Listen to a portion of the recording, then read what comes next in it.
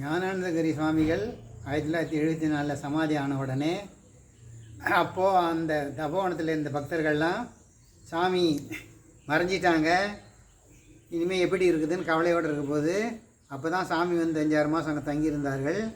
அப்போ தான் ராஜமாணிக்கம் ஐயா சாமியை வந்து தரிசித்தாங்க. அப்புறம் ஏற்கனவே ஞானானந்தா ட்ரஸ்ட்டுன்னு ஒரு ஏற்கனவே ஒன்று இருந்தது. சாமி சமாதி ஆனதுக்கப்புறம் ஞானானந்தா மெமோரியல் ட்ரஸ்ட்டுன்னு ஒன்று ஆரம்பித்து அதுக்கு தலைவராக ராஜமாணிக்கம் ஐயா தான் இருந்தாங்க. அவங்க இருக்கிற போது தான் நித்தியப்படி எல்லா பூஜைகளும் நடக்கணுங்கிறதுக்காக அவங்க ஃபேமிலியில் ஒவ்வொரு நம்பருக்கும் அதிஷ்டான பூஜை, மணிமண்டப பூஜை, மூர்த்திகள் அபிஷேகம், பாத பூஜை இப்படின்னு தினமும் அவங்க வீட்டு பூஜையெல்லாம் வர மாதிரி இன்னமும் நடக்கிறது. அதுக்கெல்லாம் ஏற்பாடு பண்ணது ராஜமாணிக்கம் ஐயா தான். அவர் ட்ரஸ்டியாக தலைவராக இருந்து தான் அந்த பூஜைகள் நித்தியப்படி நடக்கணுங்கிறதுக்காக டெபாசிட் பண்ணிவிட்டு பேங்கில் அதனுடைய வட்டியில் டெய்லி அவங்க வீட்டில் இருக்கிற மெம்பர்ஸ் எல்லாருடைய பேர்லேயும் பூஜை வரும். அந்த மாதிரி நம்ம சுவாமி யோகிராம் சுரத்குமாருக்கும் டிசம்பர் 1ஆம் தேதி அதே மாதிரி ஃபிக்ஸட் டெபாசிட்டில் பணம் டெபாசிட் பண்ணி யோகிராம் சுரத்குமாருக்கு டிசம்பர் 1ஆம் தேதி பாத பூஜை எல்லா பூஜைகளும் முடிஞ்சு இங்கேருந்து சாமிகள் ஜீவித டைமில் தபோவனத்துலேருந்து சாப்பாடு இங்கேருந்து கொண்டு போய் கொடுப்பாங்க. சாமி அதை ஏற்றுப்பாங்க.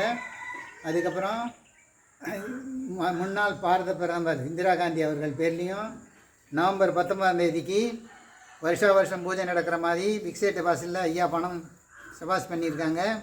இன்னமும் வருஷம் நவம்பர் 19ஆம் தேதி இந்திரா காந்தி பேரில் எல்லா பூஜைகளும் முடிஞ்சு பாத பூஜை முடிஞ்சு இங்கேருந்து தினமும் சாமி இருக்கிற வரையில் சாமிக்கு ஞானானந்த தபோவனத்துலேருந்து சாப்பாடு அங்கே போகும். சாமியும் அதை ஏற்றுப்பாங்க. ஐயா இருக்கிற போது தான் ஞானானந்த தபோவனத்தில் நிறைய டெவலப் ஆச்சு. ஐயா நிறைய ட்ரஸ்டி தலைவராக இருந்து நிறைய சேவைகள் செய்திருக்கிறாங்க. அவங்க வீட்டில் வருஷம் ஆடி மாதம் வெள்ளிக்கிழமை தோறும் ஒரு பசுமாடு இறந்து விடுமா. அது என்ன தெரியாத சாமிக்கிட்ட வந்து சொல்கிறாங்க. சாமி அதுக்கு இனிமேல் நடக்காது அப்படின்னு ஆசீர்வாதம் பண்ணுறாங்க. அதுக்கப்புறம் ஐயா வீட்டில் மாடுகள் எதுவும் வருஷம் செத்து போன மாதிரி அதுக்கப்புறம் சாகாமல் இருக்கிறதா கேள்விப்பட்டிருக்கேன்.